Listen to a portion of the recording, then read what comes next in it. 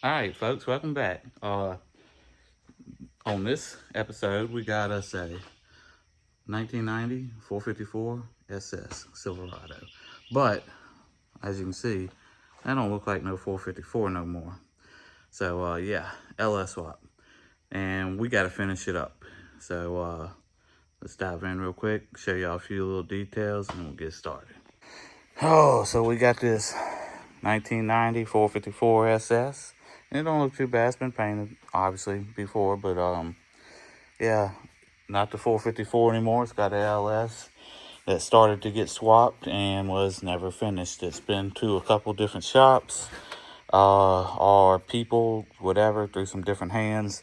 One of the shops being pretty bad, known for stealing stuff and stuff like that. Anyway, we won't get into that. Don't matter. But here we are, and right off the bat, we're gonna pull the intake back off because, as you can see, that's nasty in there. This thing was all plugged up and set up almost like it was on there for good, like it was, throw a throttle body on and stuff and fire it up. Well, that ain't gonna work. So we're gonna do that. We're gonna check the injectors, get them cleaned, just to be sure. Intake is missing a bolt in the back, so it's fine. Intake bolt. Right off the bat, I can see a water pump bolt missing. Yeah, we're gonna see what else. Radiator taped in, so I have to build some brackets for that. Probably build an expansion tank for it. Just to figure out where to go. Build a cold air intake. I know it ain't gonna be cold air because it's engine bay without any shields, but for reference. Said build some mounts, wire that up, finish wiring the Holly in, finish wiring the Dakota Digital dash in, check on the fuel system, which I thought was somewhat hooked up, but apparently it's not. It's got two different regulators over here, so we'll have to figure out what that's about. There's a new one in a box back there. What else? What else is this thing? I gotta remember. We're gonna dyno tune it and I'll get it fired up. It's supposed to be a fresh motor, so go through that process. Got piles of stuff back here. Just some old parts. Some stuff in the box. Just some of this probably come off the donor truck. That the motor. Well, no, the motor is a fresh motor, so who knows where it all came from. But anyway. It's not too bad. I always like these old red interiors. I don't know about y'all. Let me know in the comments how y'all feel about these older square body trucks with the old factory red interior. Personally, I like them. They're pretty cool to me. And they're light compared to modern trucks. They don't weigh near as much, so they make good race trucks. But honestly, this is just gonna be a cruiser, so we'll see how it turns out. So we'll try and keep up. I gotta get my GoPro set up, so y'all are gonna miss the intake coming off and stuff like that. But get my GoPro and I'll show y'all the rest of some other stuff. She still has a turbo 400 in it, so not that good of a cruising trans. Good for racing and holding power, but not that good of a cruising trans. It's probably still stock, but we'll revisit that at a later date. First, the main thing is get this thing fired up and going down the road. But hey, let's just call it throwback over here. This truck was brand new when some of these ladies were taking pictures. We'll say that. Let's see what year we got. 91, so yeah. Let's see some other dates. 92. I don't see a date on that one. I thought I just seen a date on this one, but I don't see it now. Oh, 93. My bad. Duh. 04. No date on that one. And I don't see a date on that one right now. But anyway, I'm done looking. So, y'all be sure to stay tuned and let's see what we got. All right.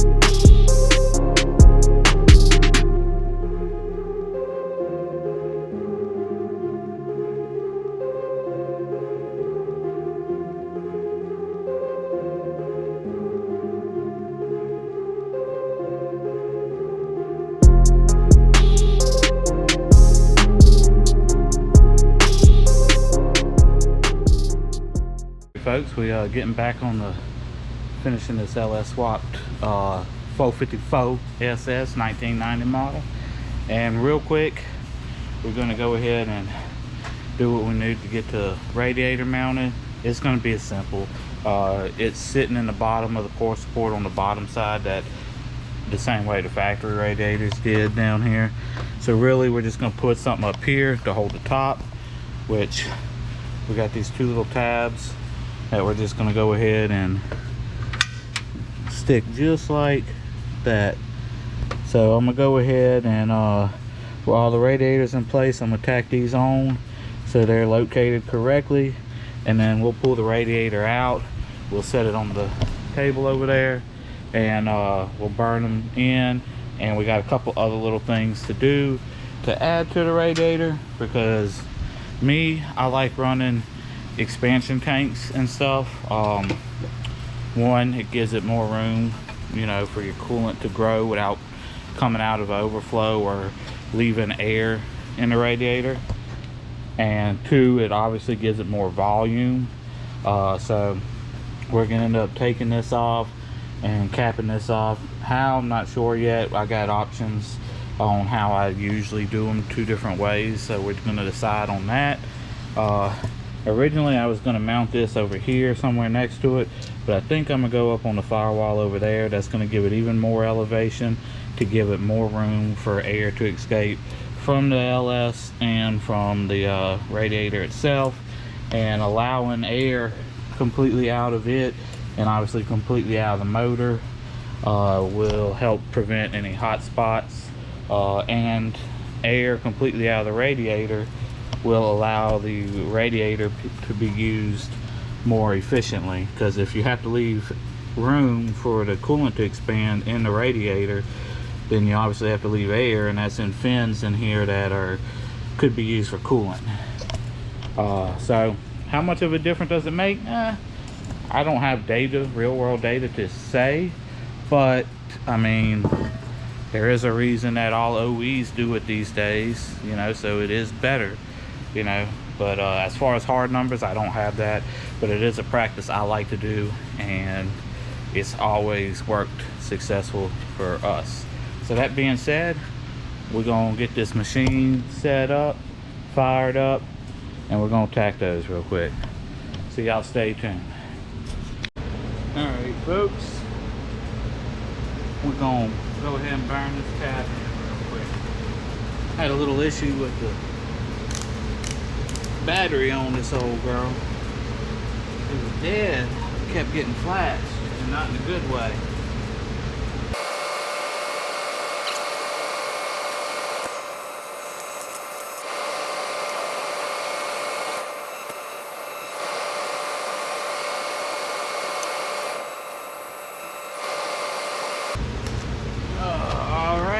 Those are done. We're going to plan out the rest now.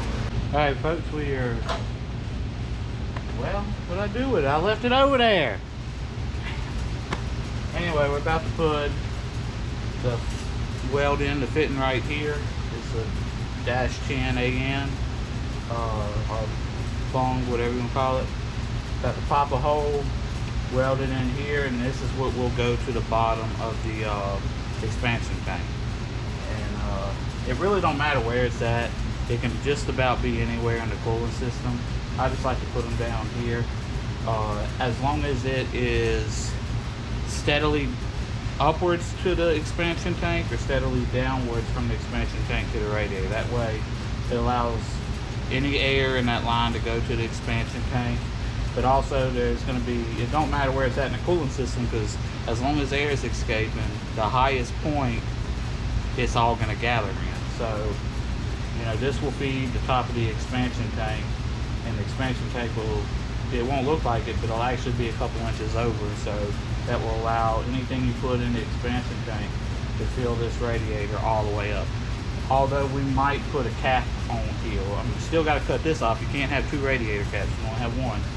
But we might have a screw-on billet cap, so if you need to get in there and fill it up or whatnot, cool.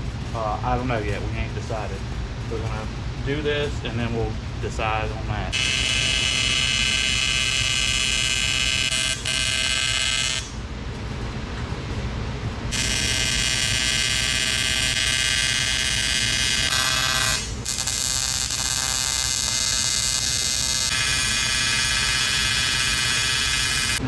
This on, it's just got one ugly spot because, you know, Dom me forgot to turn the gas back on, but other than that, she might be alright. So, now to plan for this. Fit some stuff up before we make any calls and go from there. You turned it off. What'd I turn off? My entertainment. Entertainment? Mm-hmm. Entertainment? Yeah. I'm not entertainment enough for No. you? No. Am I not turtly enough for the internal club? What is that from? You don't know what that is from? No. My God. What is it from? She doesn't know what that is from. It's over with, Devin. Huh? We can't be. What is it from? Can't be no more. That's bad shit. Stuff. Package stuff.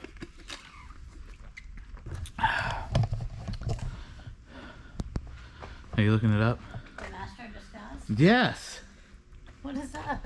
It's a movie. On here, got the mountain tabs.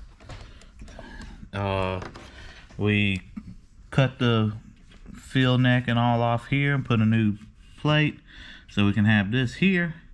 And all we got left now is to wire it, which I mean it's not really wiring, we're just putting a connector on it to get it ready, which I guess we go ahead and do the ends of this, maybe. I don't know, we'll see. But anyway, we're gonna go ahead and put storage connector on it. We'll just put we'll just do a 4-pin. Or should I do 2 individuals? We'll just do a 4-pin. Call it good. So that's what we're gonna do real quick.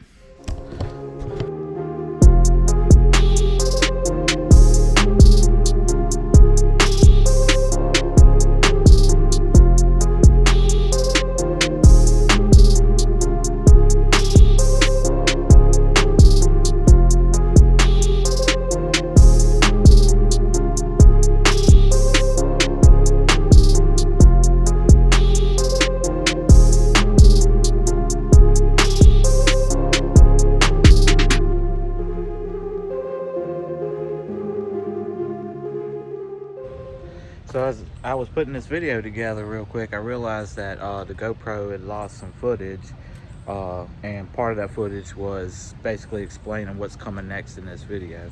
So I'm gonna give a little quick rundown so it don't look like we just jumped off into something else on it. But anyway, we got the radiator in, and we went to put the battery in and wanted to start seeing what was already working as far as wiring goes and start finding our power source and this and that and so on and so forth. So we put the battery in, the starter appeared to be hooked up, so we went and hit the key and the starter clicked. I'm like, well, maybe the battery's dead from sitting for a week or so or whatever, which I doubted because it was a brand new battery. Checked the battery and it was good. So then I started looking at other little things and all, and that's when I grabbed the long handle 1/2-inch ratchet and put on the crank, and that's what we got, and that's where we are. So y'all will see from here on.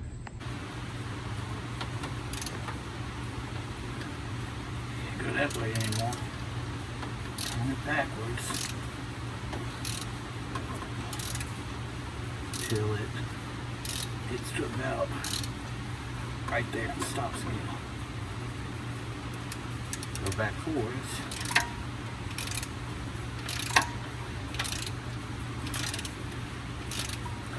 Until it stops again. We'll only go back and forth about 180, 207 degrees. Alright, so sure enough, this is number 1 cylinder. It's at the bottom of the bore right now. That is the top of the piston. You can tell that it's been sitting with water in it for a long time. I'm trying to hold and show both, but the white is where it was just air in there. The brown is where the actual water was sitting. And then here's the cylinder walls with the rust in it. Look at that. That's, see if I can. That's nasty.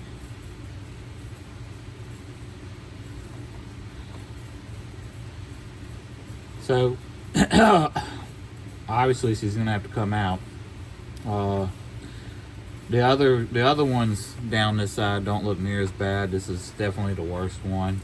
I haven't checked that side, but the plugs don't look as bad. Number one plug looked terrible. So it had to sit with that intake valve open, and that's how it got water in it. And it, yeah. So it's got to come out for sure. All the other ones are savable. This one won't know until it's actually out and can actually see the piston and try to clean the bore up some to actually know what's going on. But all right, folks. Yeah, well, he said go ahead and get it out, so we're gonna get it out and get it apart. I went ahead and got everything undone on it. All that's left is to slide the motor mounts out, or the motor mount bolts out whenever we hook to it, which I'm trying to decide now if I'm gonna pull the hood and use this bad boy, or if I want to pull the engine hoist in and leave the hood on and I ain't decided yet. Both have their pros and cons. One, I have to pull the hood, deal with that, put it back on, all that. The other one, I have to obviously wheel in here, and it don't wheel very well and don't move very well, and then fight it afterwards. So I don't know. I'll wait for old Sleepy Devin to get up from a little nap and get over here and give me a hand. But anyway, yeah, I didn't want to show y'all the all the other stuff, which I got to get all this squared away and picked up too and organized before we get the motor part. But I'll show y'all the motor coming on out and coming apart. So stay tuned.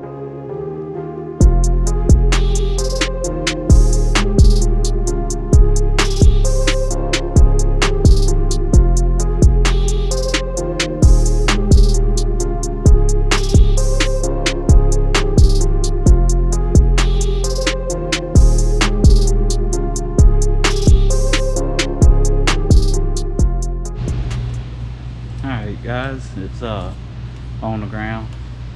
So now we're gonna find a stand. Well, we got stand, I just don't know if we have bolts, so I might have to pull that off the stand to use those bolts real quick, and we'll get on the stand. And I guess we're gonna get the truck back out because we gotta get this vet on the lift. And I say back out, it's never been out, but they'll have to sit for a few days outside. Obviously not gonna ruin stuff like this, but yeah, just for a few days while we assess this and get a plan and get it back together. So y'all stand by while I get on a stand. So yeah, anyway, and then we'll get it apart. So yeah, stand by.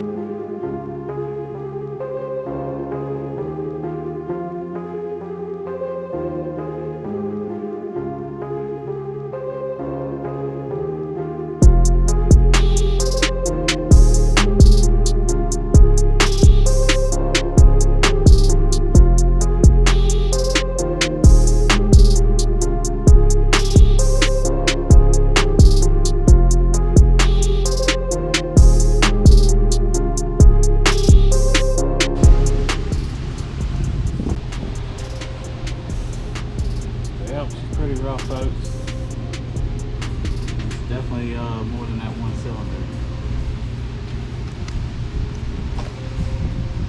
but that one is still the worst.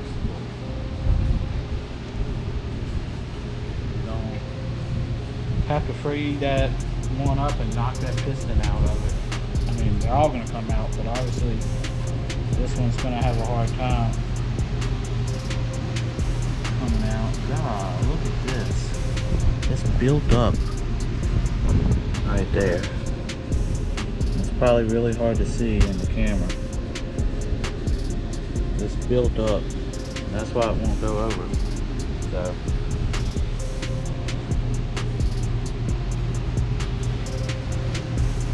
this is a brand new motor. Ruined. We'll be able to save it somehow, but it ain't gonna be, it's not gonna be cheap and not gonna be what it was. You'll obviously have to go overboard and go from there, but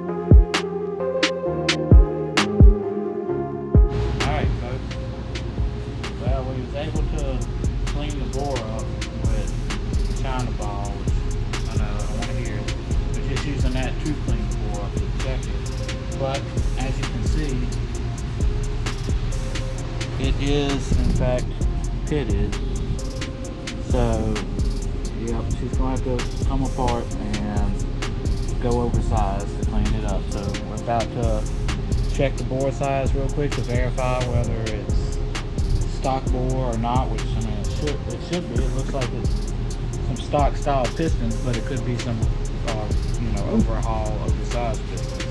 So we're going to check that real quick, and then we're going to get a plan together. So y'all stand back.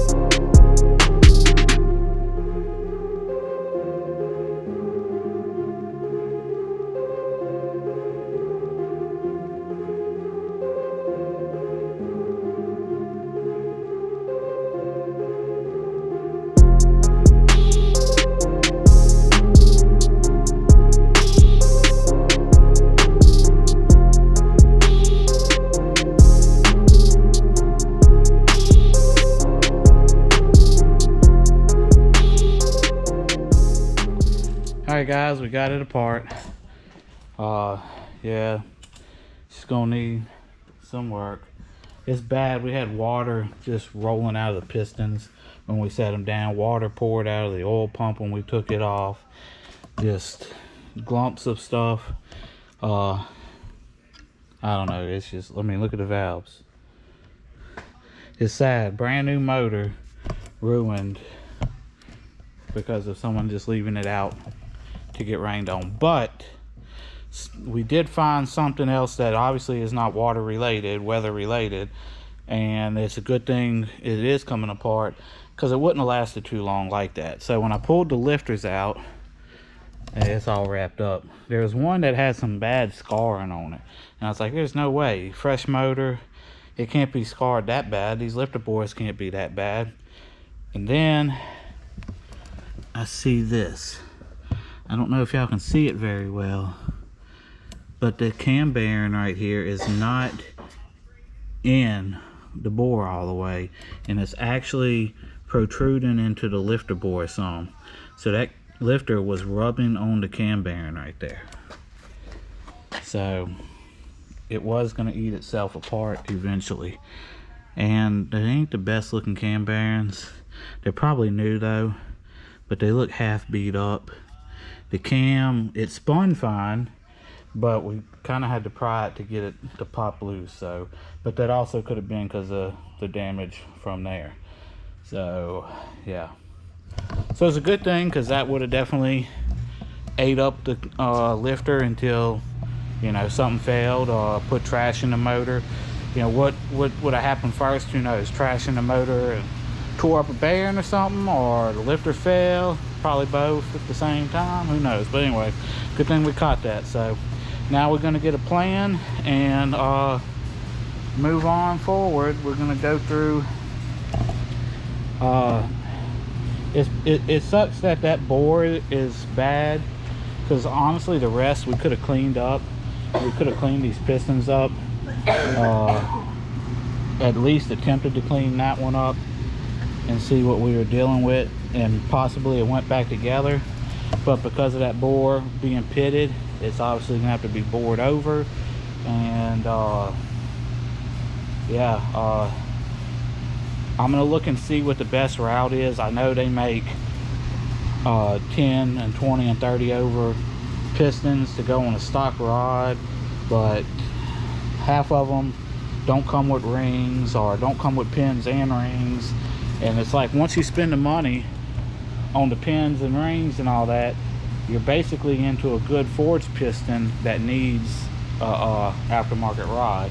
And nowadays the aftermarket rods are fairly priced, so we're gonna see. It might be worth one of them deals. I mean, we got to do the machine work anyway, and also it might be one of them deals where it's worth the extra little change to go ahead and put some aftermarket rods on it instead of these stock rods, which these are the Gen 4 rods, so they are the good stock rods. But at the same time, you know, why not go a little bit better route and have a true, you know, ready for 1,000 crank horsepower motor instead of stock bottom end stuff.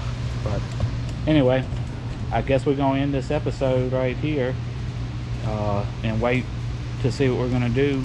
And also remember, like and subscribe and share, and say goodbye, Devin. Goodbye, Devin.